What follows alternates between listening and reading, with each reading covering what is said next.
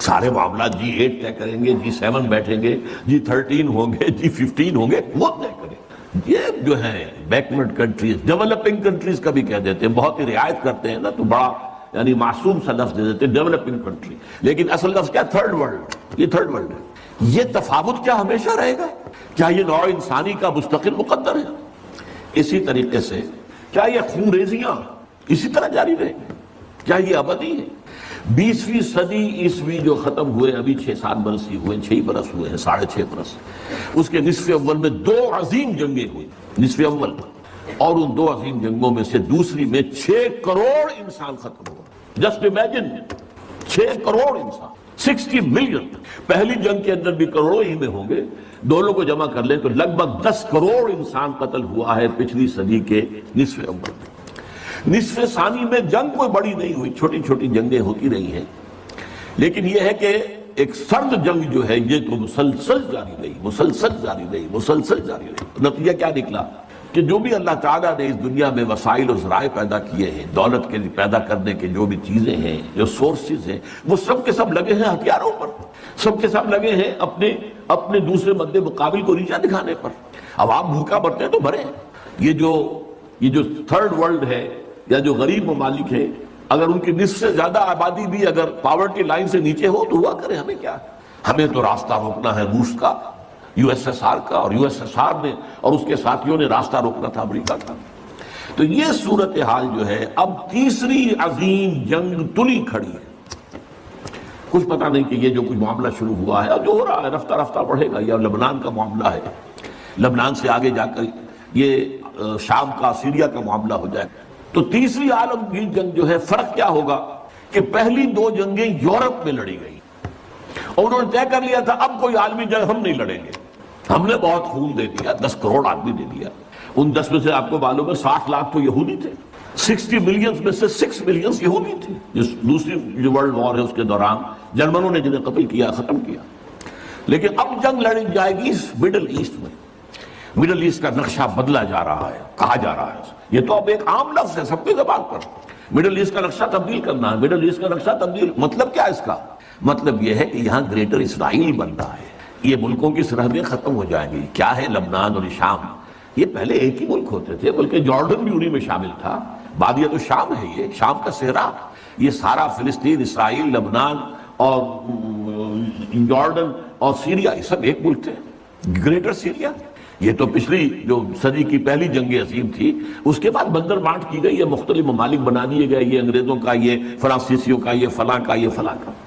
بہرحال اب انہوں نے بنانا ہے یہ ساری لکیریں ہٹا کر پورا عراق، اس پر تو قبضہ ہو ہی گیا تقریباً، جب جو ہے امریکہ نے ختم کیا تھا صدام کی حکومت کو اور فتح حاصل ہوئی تھی، شیرون نے صاف کہہ دیا تھا ان قریب عراق پر ہمارا قبضہ ہوگا، اور اس سے پہلے وہ کہتے تھے ہمارا گریٹر اسرائیل جو ہے دریائے فرات تک ہوگا، لیکن اب انہوں نے کہا نہیں، یہ تو دریائے دجلہ تک جائے گا، ٹائگرس تک، ناٹ یوفریٹس بٹ ٹائگرس، تاکہ عراق کا جتنا بھی علاقہ زرخیز ہے، 2 آبا ہے نا، ایک دریائے فرات آ رہا ہے اور دوسرا دریا جو ہے دریائے دجلہ آ رہا ہے، اس کے درمیان جو 2 آبا ہے انتہائی زرخیز، وہ سارا ہمارے پاس ہے۔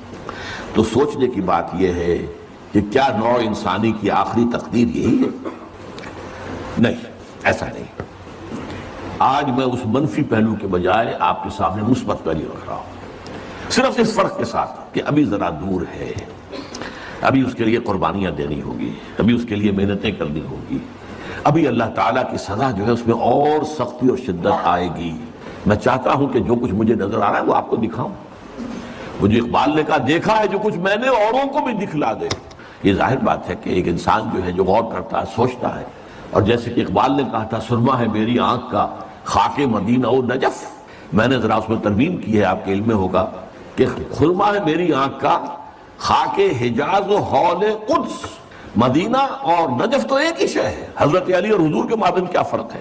حضور نے خود فرمایا انا مدینۃ العلم وعلی بابھا، وہ تو ایک شے ہے، لہذا مدینہ اور نجف جو ہے اس کو 2 جگہ کرنا ٹھیک نہیں ہے۔ ہاں، حجاز جہاں قرآن نازل ہوا، اور حول قدس جہاں سینکڑوں انبیاء دفن ہیں، الذی بارکنا حولہ لنریہ من آیاتنا، جو اولڈ ٹیسٹمنٹ ہے، جو نیو ٹیسٹمنٹ ہے، بائبل ہے، اس سب کا تعلق کس سے ہے؟ حول قدس سے۔ تو ان دونوں کے ذریعے سے جو باتیں میں نے دیکھی ہیں میں آپ کو دکھانا چاہ رہا ہوں۔ بہت سے لوگ کہتے ہیں یہ بہت دور کی کوڑی لاتے ہیں، میں کیا کروں؟ میں تو دیکھوں گا وہی دکھاؤں گا، جو مجھے نظر آ رہا ہے وہی آپ کو سجھاؤں گا۔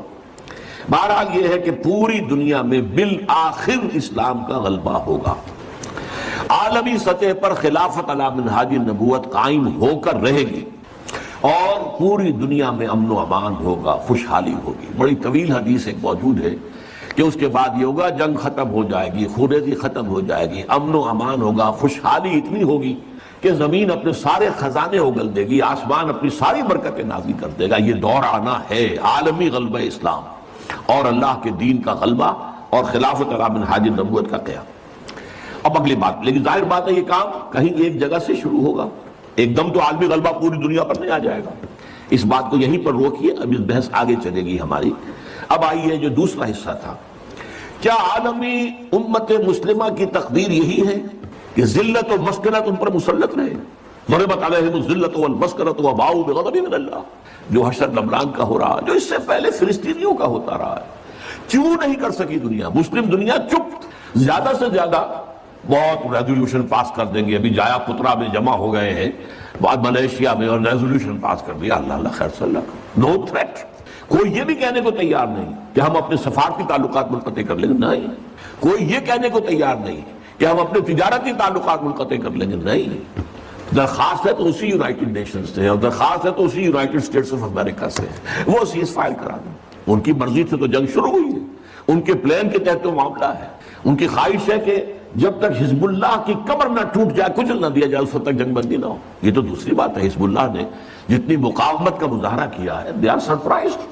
یہ ان کے لیے بالکل ایک سرپرائز ہے، اس قدر ہمت جو ہے ایک جو ہے حزب اللہ، جو کہ کوئی ریگولر آرمی نہیں ہے، جس کے پاس ٹینک نہیں ہے، جس کے پاس ہوائی جہاز نہیں ہے۔ ٹینک ہوائی جہاز تو پوری لبنان کی فوج کے پاس نہیں ہے، چند ہزار فوجی ہیں، اللہ اللہ خیر صلی اللہ، کچھ بھی نہیں، نہ ایئر فورس ہے نہ کچھ اور ہے۔ اور یہ حزب اللہ کیا ہے؟ ان کے پاس یا راکٹ سے یا کلاشنکوف سے، بس دو چیز۔ ادھر سے جہاز پر جہاز آ رہا، 200 250 بمباریاں، 200 بمباریاں، لیکن کھڑے۔ لہذا اس اعتبار سے سوچنے کی بات ہے، کیا یہ پوری ذلت و مسکنت کی صورتحال امت مسلمہ پر یوں ہی جاری رہے گی ہمیشہ کے لیے؟ کیا پورا عالم اسلام جو تھرڈ ورلڈ میں آ گیا ہے، سارا عالم اسلام تھرڈ ورلڈ میں، G7 G8 میں کہیں کوئی نام نہیں کسی مسلمان ملک کا، نہ 3 میں نہ 13 میں، اور کیا یہی صورتحال جاری رہے گی کہ ہو گیا مانند آب ارزاں مسلمان کا لہو، پانی کی طرح مسلمان کا لہو بہ رہا ہے؟ جہاں دیکھو، کشمیر میں دیکھ لو، فلسطین میں دیکھ لو، فلسطین میں تو 50 برس سے بہ رہا ہے، کشمیر میں بھی اب تقریباً یوں سمجھیے کہ 20 برس ہونے کو آئے، جب سے کہ وہاں پر ایک جو ہے مسلح جدوجہد شروع ہوئی۔ پھر چچنیا میں کیا ہو رہا، مسلسل ہو رہا ہے، کوسوو میں کیا ہوا، بوسنیا میں کیا ہوا، برف گرتی ہے تو بیچارے مسلمانوں پر، مرتا ہے تو مسلمان، صومالیہ میں کیا ہوا تھا، یہ صورت، آج لبنان میں کیا ہو رہا ہے، یہ صورتحال دیکھیے۔ کیا یہی ہمیشہ جاری رہے گی؟ نہیں، صورتحال بدلے گی، اور بھی دور فلک ہیں ابھی آنے والے، ناز اتنا نہ کریں ہم کو ستانے والے۔ یہ عالمی ملت اسلامیہ امت مسلمہ جو ہے، اس کا یہ معاملہ ہوا کیوں ہے؟ ہوا اس لیے، یہ میں اس پر مفصل کتاب لکھ چکا ہوں، سابقہ اور موجودہ مسلمان امتوں کا ماضی حال اور مستقبل، کہ یہ جو ضربت علیہم الذلۃ والمسکنہ، یہ کیفیت جو بنی اسرائیل کے لیے آئی ہے قرآن میں، یہ آج ہم پر کیوں آ گئی ہے؟ کیا وجہ ہے؟ وجہ یہ کہ جو جرم انہوں نے کیا وہ ہم نے کیا، ہم نے قرآن کو پس پش ڈالا۔ نبذ فریق من الذین اوتوا الکتاب کتاب اللہ وراء ظہورہم، ہم نے اسے اپنا امام تو نہیں بنایا۔ ہاں، ختم قرآن کے بعد دعا مانگ لیتے ہیں، اللہم اجعلہ لنا اماما ونورا وہدی ورحمۃ، لیکن چلنا نہیں اس کے پیچھے، یہ امام ہی ہے بس ہمارا، کہنے کو امام، اس کی بات ماننی تو نہیں، اس کے احکام پر چلنا تو نہیں۔ تو اس لیے ہوا کہ ہم آج پوری دنیا میں ایک ملک بھی ایسا نہیں دکھا سکتے جس کے بارے میں ہم پورے اطمینان کے ساتھ دنیا کو یہ کہہ کر دعوت دے سکے کہ come and see with your own eyes, this is Islam۔ یہ ہے اسلام کی رحمت للعالمینی، یہ ہے محمد رسول اللہ صلی اللہ علیہ وسلم کی رحمت للعالمینی، پورے عالم کے لیے یہ نظام مبنی بر عدل و انصاف، مبنی بر عدل، سماجی عدل، سوشل جسٹس کا نظام جو ہے وہ اللہ نے دیا ہے۔ آؤ اپنی آنکھوں سے دیکھ لو، اس کے برکات کا مظاہرہ کر لو، مظاہرہ تمہارے سامنے ہے۔ وہ کتاب جو ہے وہ پڑھنے کے قابل ہے، نہ پڑھی ہو آپ نے ضرور پڑھیں، کیونکہ یہ سارے عقدے حل ہوتے ہیں۔ وجہ کیا ہے؟ یہ کیوں مسلمانوں ہی کا خون بہ رہا ہے؟ ہم تو اللہ کا نام تو لیتے ہیں کم سے کم، ہم اگر 120 کروڑ دنیا میں ہیں تو ان میں سے 20 کروڑ تو ایسے ہوں گے جو اللہ کا نام لیتے ہو مسجدوں میں جا کر، 20 کروڑ نہ ہو 20 ملین تو ہوں گے جو 5 وقتہ نمازی ہوں. یہ کفار، یہ تسلیس کے قائل، یہ ملحدین، یہ خدا کے منکر، آج قوت ہے تو ان کے پاس، دبدبہ ہے تو ان کا، دنیاوی وسائل ہے تو اس پر قبضہ ان کا. کیوں ہے؟ کیا وجہ ہے؟ دو ہی امکانات ہیں، یا تو اللہ ظالم ہے معاذ اللہ ثم معاذ اللہ، اور یا اللہ لاچار ہے، کچھ کر نہیں سکتا. میں کیا کروں؟ میں نہیں کر سکتا. مانے بھی آپ دونوں باتوں نہیں مان سکتے. پھر کیا جواب ہے اس کا؟ بڑا پیارا شعر اقبال کا، تو قادر و عادل ہے مگر تیرے جہاں میں ہیں تلخ بہت بندے مزدور کے اوقات. اے اللہ تو قادر ہے علی کل شے اور تو عادل ہے عدل کرنے والا. پھر بھی یہ کیا ہو رہا ہے دنیا میں؟ مزدور کا خون پسینہ نکال کر سرمایہ دار جو ہے اس کے خون سے کشید کی ہوئی سرخ شراب پیتا ہے شام کو بیٹھ کر. یہ کیا ہے؟ خواجہ از خون رگے مزدور سازد لال ناب، از جفائے دے خدایا کشت دے خانہ خراب. ان جاگیرداروں وڈیروں کے ظلم سے جو کاشتکار ہے، جو ہاری ہے، اس کی تو کھیتی برباد ہے. یہ کیا ہو رہا ہے؟ کیا تو ظالم ہے؟ کیا تو لاچار ہے؟ نہیں، یہ تمہارے کرتوت ہیں، تمہارے اعمال ہیں. اس کی صلاح یہ سمجھنے کی بات ہے. اور یہ میں نے تفصیل سے اپنی اس کتاب کے اندر اس پر گفتگو کی ہے، اس کو پڑھیے. اور اس کا علاج اب کیا ہے؟ کم سے کم کسی ایک ملک میں، سائزیبل ملک ہو، یہ نہیں چھوٹا سا جزیرہ ہو کوئی برونائی کی طرح کا، نہیں، کم سے کم ایک سائزیبل ملک میں اسلام کا مکمل نظام عدل اجتماعی قائم کر کے دنیا کو دکھا دیا جائے. یہ گویا کہ اتمام حجت ہو جائے گا. دیکھ لو نمونہ. ابھی تو کیا ہوتا ہے، ہم اسلام کے محاسن بیان کرتے ہیں، اسلام کی یہ خوبی کہتے ہیں دکھاؤ کہیں دنیا میں ہے. نہیں بھائی، وہ تو 1400 برس پہلے جانا پڑے گا دیکھنے کے لیے. تو کون سنے گا آپ کی بات؟ دکھاؤ کہیں، نافذ کرو کہیں، مثال پیش کرو کہیں. میں نے آپ کو سنایا تھا، پسر اقبال ڈاکٹر جاوید اقبال دورہ کر کے آئے تھے. سینٹرل ایشین ریپبلکس جو ہیں، جو پہلے USSR میں تھی اب اس سے علیحدہ ہو گئی ہیں، سب آزاد ہیں. اور ان میں چاہے ان کی اپنی اپنی زبانیں اور ہیں، ازبک ہے، یہ ہے، وہ ہے، لیکن یہ فارسی سب جانتے ہیں. وہاں پر علامہ اقبال کا فارسی کا کلام، 2/3 کلام تو فارسی میں عام. تو پسر اقبال کی جو آؤ بھگت وہاں ہوئی ہے. اقبال لاہوری کا بیٹا ہے. لیکن وہ کہا مجھ سے ڈاکٹر جاوید اقبال، جہاں میں گیا مجھ سے ایک بات کہی، we need a model, show us a model of Islamic state. We are ready to accept. The Saudi model is not acceptable to us. It is based on monarchy. بادشاہت پر ہے، ملوکیت پر based ہے. The Iranian model is also not acceptable to us. It is based on theocracy. یہ مولویوں کی حکومت ہے. Islamic ideal Islamic state کا نمونہ ہمیں دکھا دو. ہم سب کے سب جو ہے لبیک کہیں. تو اگر کہیں دنیا میں ایک جگہ بھی وہ اسلامی نظام کا نمونہ دنیا کو دکھا دیا جائے، اتمام حجت ہو جائے گی. اور یہ فرض کفایہ ہو جائے گا پوری امت کی طرف سے. جیسے کسی مسلمان کی نماز جنازہ چند لوگ بھی پڑھ لے تو باقی سب کی طرف سے ادا ہو جاتا ہے فرض. کوئی بھی نہ پڑھے تو پوری آبادی گناہ گار ہوگی. اسی طرح جب پوری دنیا میں کہیں اسلام نہیں ہے تو پوری امت گناہ گار ہے، مجرم ہے. اور اگر کہیں ایک جگہ بھی سائزیبل ملک میں آپ وہ نظام دکھا دیں تو فرض کفایہ ہو جائے گا. پھر دنیا لپکے گی اس کی طرف، دوڑے گی. اس کے بعد ہوگا جاء الحق وزهق الباطل ان الباطل كان زهوقا. اس کے بعد وہ کیفیت ہو جائے گی جس کا نقشہ اقبال نے کھینچا ہے. آسماں ہوگا سحر کے نور سے آئینہ پوش اور ظلمت رات کی سیما پا ہو جائے گی. پھر دلوں کو یاد آ جائے گا پیغام سجود، پھر جبیں خاک حرم سے آشنا ہو جائے گی. یہ جو عمرے کے لیے جاتے ہیں اور حج کے لیے جاتے ہیں، خاک حرم پر اپنی جبین کے دیکھتے ہیں کہ نہیں؟ عالم انسانیت کو یہ پیغام سجود دوبارہ یاد آ جائے گا اور جبین جو ہے پھر جبیں خاک حرم سے آشنا ہو جائے گی.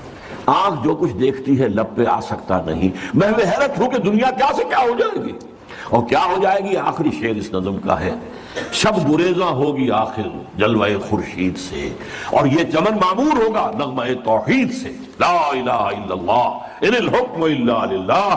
یہ پورے اس روح عرضی کے اوپر ہو کر رہے گا. لیکن اس کا طریقہ کیا ہے؟ طریقہ وہی ہے، پہلے کسی ایک ملک میں کر دو پھر وہ گلوبلائز ہو جائے گا. آج کی دنیا گلوبلائزیشن کی طرف تو خود ہی جا رہی ہے. یا باطل گلوبلائز ہو رہا ہے یا حق گلوبلائز ہوگا. اب دنیا جو ہے وہ محدود جو ہے سرحدوں میں رہنے والا مسئلہ ختم ہو چکا. نیشن سٹیٹ کا تصور اب جو ہے ختم ہو چکا، معدوم ہو چکا ہے. یہ لکیریں رہ جائیں گی.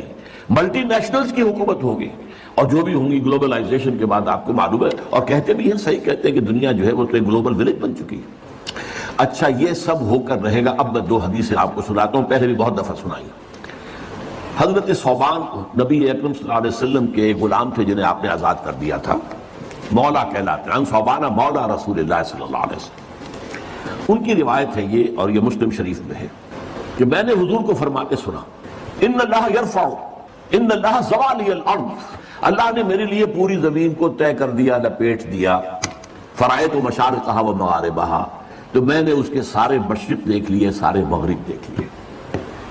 وَإِنَّ أُمَّتِي سَيَبْلُغُ مُلْكُهَا مَا ذُرِّيَ لِي مِنْهَا، سن رکھو میری امت کی حکومت ان تمام علاقوں پر قائم ہو کر رہے گی جو زمین کو لپیٹ کر دکھا دیے گئے مجھے۔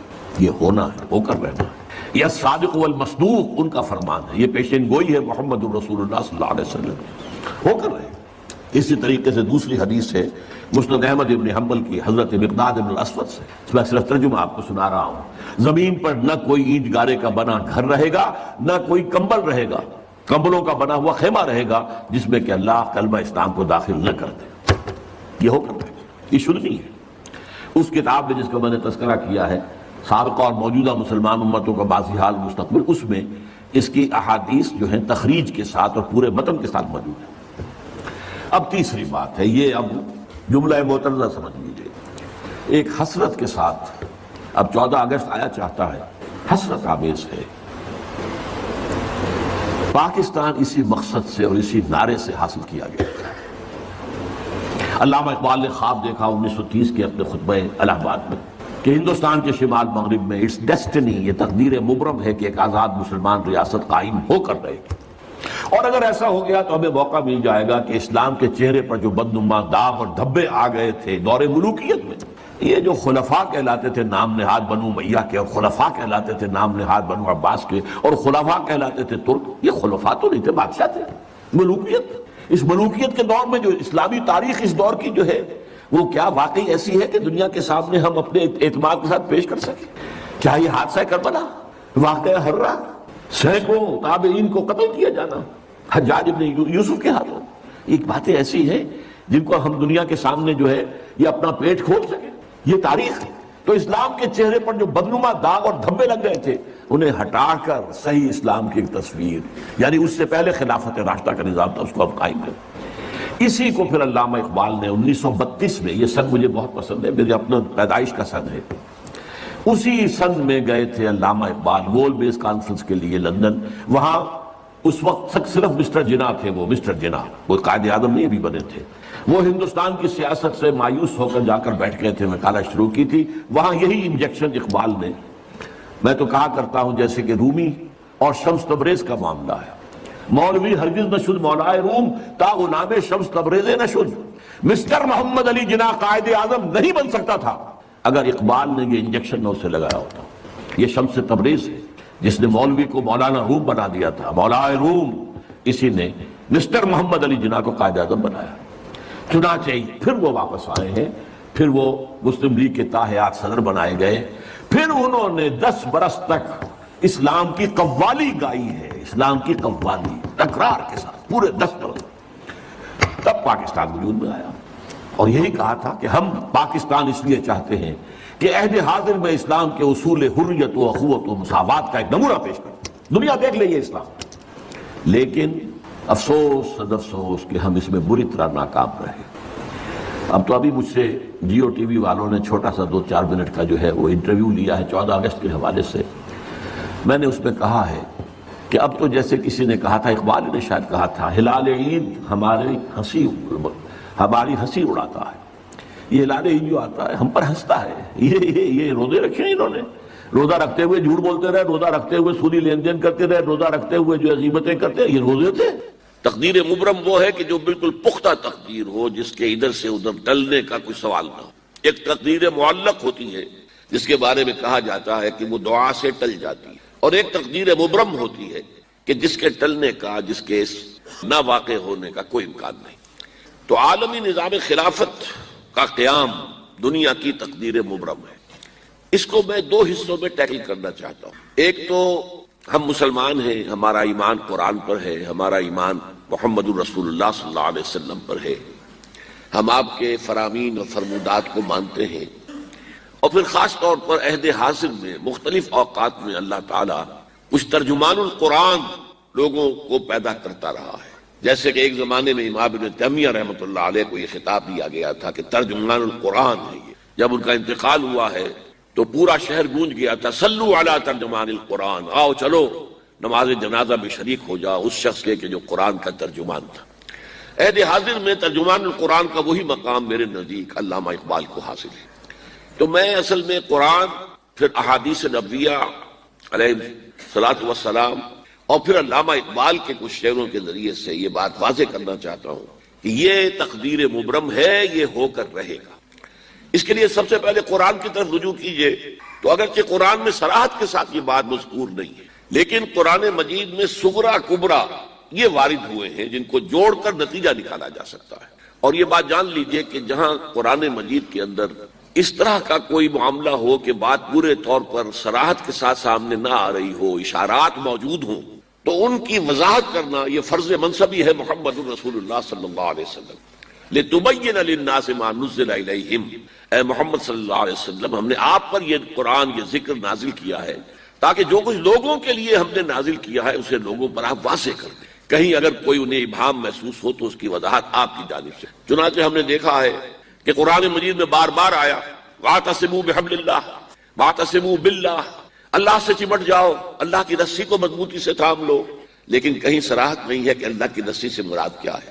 اس کی صراحت کی محمد رسول اللہ صلی اللہ علیہ وسلم نے کہ یہ قرآن ہے.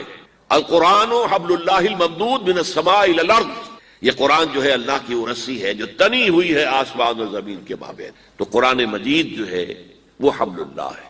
علامہ اقبال نے بھی جس کو کہا ہے کہ ماں ہما خاک و دل آگاہ اوست، اعتصامش کن کہ حبل اللہ اوست، از یک آئینی مسلمان زندہ ہست، پے کرے ملت ز قرآن زندہ ہست، ماں ہما خاک و دل آگاہ اوست، احتسامش کن کہ حبل اللہ. ایک آئین ہی کی بدولت جو ہے جو امت ہے، ملت ہے، وہ زندہ ہے. اور در حقیقت یہ پے کرے ملت جو ہے، اس میں جان جو ہے، جو روح ہے، وہ قرآن کی ہے. اور یہ کہ ہم تو خاک کے مانند ہیں، ہمارا یہ بدن جیسے خاک کا ہے، لیکن اس کے اندر ایک دل آگاہ ہے جس میں روح ہے ہماری.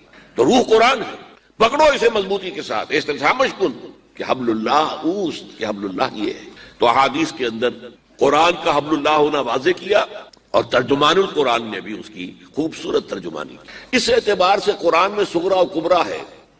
صغرا میں اسے قرار دے رہا ہوں کہ 3 مقامات پر قرآن مجید میں یہ بات آئی، هو الذی ارسل رسولہ بالہدی ودین الحق لیظہرہ علی الدین کلہ. سورہ توبہ میں، سورہ فتح میں، سورہ صف میں وہی ہے اللہ جس نے بھیجا ہے اپنے رسول کو صلی اللہ علیہ وسلم الہدا، قرآن مجید، اور دین حق، اسلام دے کر، تاکہ اسے غالب کریں تمام ادیان پر، پورے کے پورے دین پر، پورے نظام زندگی. یہ 3 دفعہ ہے. اور 2 مقامات جو میں نے آج شروع میں تلاوت کیے ان میں اس کے ساتھ ایک آیت جڑ کر آئی ہے اور اس کا تعلق یہود سے ہے. دونوں مقامات پر، سورہ توبہ میں بھی اور سورہ صف میں بھی اس سے پہلے یہود کا ذکر ہے. یریدون لیطفئوا نور اللہ بافواہہم، یہ یہودی چاہتے ہیں کہ اللہ کے نور کو اپنے منہ کی پھونکوں سے بجھا دیں. واللہ متم نورہ ولو کرہ الکافرون، حالانکہ اللہ تو اپنے نور کا اتمام فرما کر رہے گا، خواہ یہ کافروں کو کتنا ہی ناگوار ہو. اس کے بعد وہ آیت آئی هو الذی ارسل رسولہ بالہدی ودین الحق لیظہرہ علی الدین کلہ ولو کرہ المشرکون. تھوڑے سے لفظی فرق کے ساتھ وہ آیت دوبارہ سورہ توبہ میں بھی آئے، یریدون ان یطفئوا نور اللہ بافواہہم ویابی اللہ الا ان یتم نورہ ولو کرہ الکافرون. یہ چاہتے ہیں یہ یہودی کہ اللہ کے نور کو اپنے منہ کی پھونکوں سے بجھا دیں، اور اللہ کو ہرگز منظور نہیں ہے مگر یہ کہ وہ اپنے اس نور کی تکمیل فرمائے. هو الذی ارسل رسولہ بالہدی، پھر وہی آیت آ گئی، وہی ہے کہ جس نے بھیجا ہے اپنے رسول کو صلی اللہ علیہ وسلم الہدی، قرآن حکیم، اور دین حق، اسلام کا مکمل نظام حیات کہ جو عدل اجتماعی کی کامل ترین شکل ہے، تاکہ اسے غالب کرے، قائم کرے، نافذ کرے، چاہے یہ مشرکوں کو کتنا ہی ناگوار ہو. تو پہلی آیت میں جو کشاکش جس کا ذکر ہو رہا ہے اس کا میں آخر میں تذکرہ کروں گا کہ اب وہ کشاکش اپنے کلائمیکس کو پہنچنے والی ہے کہ اسلام کا مقابلہ کرنے کے لیے یہودی اور ان کے سپورٹرز وہ کھڑے ہو جائیں گے پوری طاقت کے ساتھ، اور بظاہر ایسا محسوس ہوگا کہ اسلام جو ہے اس کا چراغ گل ہو جائے گا. اتنی طاقت ان کے پاس ہے، اتنے وسائل ان کے پاس ہیں کہ بظاہر عالم اسلام کے اندر کوئی سکت نہیں ہے کہ ان کا مقابلہ کر سکے، لیکن بہرحال اللہ کا فیصلہ تو یہی ہے. اللہ تعالیٰ تو اللہ متم نورہ، اللہ تو اپنے نور کا اتمام فرما کر رہے گا. وَيَأْبَى اللَّهُ إِلَّا أَن يُتِمَّ نُورَهُ، ایک مثبت انداز بیان ہے اور ایک منفی انداز ہے. اللہ کو ہرگز منظور نہیں ہے مگر یہ کہ اپنے نور کا اتمام فرمائے. تو منفی اور مثبت دونوں اندازوں میں بات کی، اللہ کا فیصلہ ہے، یہ اٹل ہے. اسی لیے میں کہہ رہا ہوں یہ تقدیر مبرم ہے. اچھا یہ تو صغرا ہے، کبرا کیا ہے؟ کبرا یہ کہ حضور کو بھیجا ہے پوری نوع انسانی کے لیے. یہ 5 مرتبہ قرآن میں نے صرف 2 جگہوں سے آیات کوٹ کی ہیں. ایک تو سورہ اعراف میں فرمایا گیا، اے نبی کہہ دیجئے یا ایھا الناس انی رسول اللہ الیکم جمیعا، میں اللہ کا رسول ہوں تم سب کی طرف. میں عرب کی طرف نہیں آیا، میں صرف قریش کے لیے رسول نہیں ہوں، میں صرف بنی اسماعیل کے لیے رسول نہیں ہوں، میں صرف جزیرہ نما عرب کے رہنے والوں کے لیے رسول نہیں ہوں. انی رسول اللہ الیکم جمیعا. اور سورہ سبا کے اندر یہ میرے نزدیک اس موضوع پر قرآن مجید کا ضربہ سلام ہے. وما ارسلناک الا کافۃ للناس بشیرا ونذیرا، اے محمد ہم نے نہیں بھیجا ہے آپ کو مگر پوری نوع انسانی کے لیے بشیر و نذیر بنا کر. اب یہ صغرا کبرا جوڑیے، حضور کا مقصد بعثت دین کا غلبہ، بھیجا گیا پوری نوع انسانی کی. گویا کہ یہ مقصد بعثت کب مکمل ہوگا؟ جب کل عالم انسانیت پر اللہ کا دین غالب ہو، ورنہ تو حضور کا مقصد بعثت مکمل نہیں ہے. اسی کو کہا تھا اقبال نے، وقت فرصت ہے کہاں، کام ابھی باقی ہے، نور توحید کا اتمام ابھی باقی ہے. یہ جو آپ کو نوید خلافت دیا گیا ہے، اس لیے کہ ان میں یہ آیات بھی موجود ہیں کہ جس کے نتیجے میں نے آپ کے سامنے نکال کر بتائے ہیں. تو پہلی بات تو از روح قرآن صغرا کبرا جوڑنے سے جو نتیجہ نکلا کہ کل روح عرضی پر، کل عالم اسلامی پر اللہ کا دین غالب ہوگا. اللہ کے دین کے غالب ہونے کا مطلب کیا؟ خلافت علی منہاج النبوہ، حاکمیت اللہ کی ہوگی اور انسانوں کی خلافت ہوگی. یہ مقصد جو ہے جس کے لیے آدم کی تخلیق ہوئی تھی، وہ مقصد بتمام و کمال پورا اس وقت ہو. اب آئیے احادیث شریفہ کی طرف. احادیث شریفہ میں سے 3 جو ہے حدیثیں ہم نے یہاں پر کوٹ کی ہیں، ان کو ذرا پڑھتے جائیے میرے ساتھ.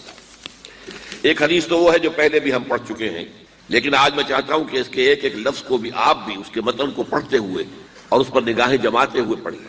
قال رسول اللہ صلی اللہ علیہ وسلم تکون النبوۃ فیکم ما شاء اللہ ان تکون، نبوت رہے گی تمہارے مابین مسلمانوں جب تک کہ اللہ چاہے گا کہ وہ رہے، یعنی میں رہوں گا. ثم یرفع اللہ اذا شاء یرفعها، پھر اللہ اسے اٹھا لے گا جب اللہ چاہے گا کہ اسے اٹھا لے، یعنی پھر میرا انتقال ہو جائے گا، نبوت ختم ہو جائے. اب تمہارے مابین نبوت کی برکات و سعادتیں نہیں رہے گی. ثم تکون خلافت علی منہاج النبوہ، میں نے واضح کیا تھا کہ حدیث کی اصطلاح اصل میں یہ ہے، خلافت علی منہاج النبوہ. خلافت راشدہ کی اصطلاح جو ہے وہ حدیث میں نہیں آئی ہے. پھر اس کے بعد ایک دور ہوگا خلافت کا جو بالکل نبوت کے طریق پر ہوگی، نبوت کے نقش قدم پر ہوگی. جو نظام میں نے قائم کیا جوں کا توں، بغیر کسی بال کے فرق کے وہ قائم رہے گا. فتکون ما شاء اللہ ان تکون، پھر وہ بھی رہے گا جب تک کہ اللہ چاہے گا کہ رہے. ثم یرفع اللہ اذا شاء یرفعها، پھر اللہ اسے بھی اٹھا لے گا جب چاہے گا کہ اٹھا لے. ثم تکون ملکا عاضا، عض یعض کہتے ہیں دانتوں سے کاٹنے کو، کاٹ کھانے والی شے، عاض فرمایا. پھر اس کے بعد ایک دور آئے گا جو کاٹ کھانے والی ملوکیت کا دور ہوگا.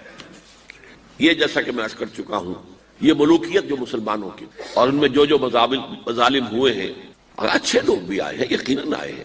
آخر 12 خلفاء کی تعداد انہی میں سے پوری ہوتی ہے. لیکن بحث کے سے مجموعی جو کچھ ہوا ہے، میں نے چند اشارے کر دیے تھے کہ واقعہ کربلا، اب جس کا تذکرہ ہمارے ہاں ہوگا بہت شدت کے ساتھ، محرم الحرام کا آغاز ہو چکا ہے. پھر یہ کہ واقعہ ہررا جو نہایت افسوسناک واقعہ ہماری تاریخ کا، جس کا کہ ذکر کرتے ہوئے بھی لرزہ طاری ہوتا ہے. مسلمانوں نے اور مدینۃ النبی کی حرمت کو ایسا بٹا لگایا کہ 3 دن تک کے لیے جائز ہے، حلال ہے، جو چاہو لوٹو اور جس کو چاہو ریپ کرو. پھر اسی دور میں حجاج ابن یوسف جیسا قصاب جس نے سینکڑوں تابعین کو شہید، پھر اسی دور میں محمد بن قاسم کو بلا کر شہید کیا گیا. خطرہ ہوتا ہے ملوکیت کو کہ کوئی مد مقابل بن کر نہ آ جائے، کوئی اتنا بڑا پاپولر نہ ہو جائے کہ ہمارے اقتدار کو چیلنج کرے. اور اسی لیے موسیٰ ابن نصیر جن کے ایک ادنا کمانڈر نے ہسپانیہ فتح کیا، طارق بن زیاد، اصل کمانڈر کون تھے؟ موسیٰ بن نصیر.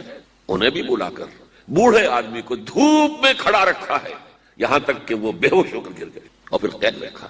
بہرحال یہ ملوکیت ثم تکون ملکا عاضا، پھر کاٹ کھانے والی ملوکیت آئے گی. فتکون ما شاء اللہ ان تکون، تو وہ بھی رہے گی جب تک اللہ چاہے گا. ثم یرفع اللہ اذا شاء یرفعها، پھر اللہ اٹھا لے گا اسے بھی جب چاہے گا. ثم تکون ملکا جبریا، پھر ایک مجبوری والی ملوکیت آئے گی، غلامی والی. اس کا مفہوم آج ہم پر واضح ہے، اس وقت میں نہیں سمجھتا کہ کسی نے کیا سمجھا ہوگا، واللہ عالم، کہ وہ دوسری ملوکیت جو ہم پر چھائی ہے جس کو ہم ویسٹرن کولونیلزم کہتے ہیں، یورپین کولونیلزم. کہیں انگریز ملکہ وکٹوریہ کے ہم غلام ہو گئے، کہیں جو ہے ہسپانوی آ گئے، کہیں پر اطالوی آ گئے، کہیں پر فرانسیسی آ گئے، کہیں پر ولندیزی آ گئے، کہیں پر پرتگیزی آ گئے. اس طرح سے پورا عالم اسلام گرفت میں آ گیا. وہ تو صحرائے عرب رہ گیا تھا اس لیے کہ ابھی تیل نکلا نہیں تھا وہاں، ورنہ صحرائے عرب پر تو اس کولونیلزم نے پنجے جو ہیں وہ سب سے بڑھ کر گاڑنے تھے. وہاں بھی کچھ تھا ہی نہیں، ریت یا پتھر، اس کے سوا کچھ تھا ہی نہیں. باقی پورا عالم اسلام شکنجے میں کسا گیا. ثم تکون ملکا جبریا فتکون ما شاء اللہ ان تکون، پھر وہ بھی رہے گا جب تک کہ اللہ چاہے گا. ثم یرفع اللہ اذا شاء یرفع، پھر اللہ اسے بھی اٹھا لے گا جب چاہے گا کہ اٹھا لے. ثم تکون خلافۃ علی منہاج النبوہ، پھر آئے گا ایک دور خلافت علی منہاج النبوہ کا. ثم سکت النبی صلی اللہ علیہ وسلم، اس کے بعد خاموش ہو گئے حضور. تاریخ انسانی کا یہ آخری دور ہوگا. یہ حدیث رواہ احمد رحمہ اللہ عن النعمان بن بشیر رضی اللہ تعالی عنہ. اب آپ دیکھیے دو حدیثیں وہ میں آپ کو سنا رہا ہوں، اور یہ قیمتی خزانہ آپ کو ہم نے ہدیۃً پیش کیا ہے. اس سے بڑا قیمتی خزانہ کوئی نہیں. موجودہ مایوسی کے حالات کے اندر دل میں جو ایک امید کا چراغ روشن ہوتا جا رہا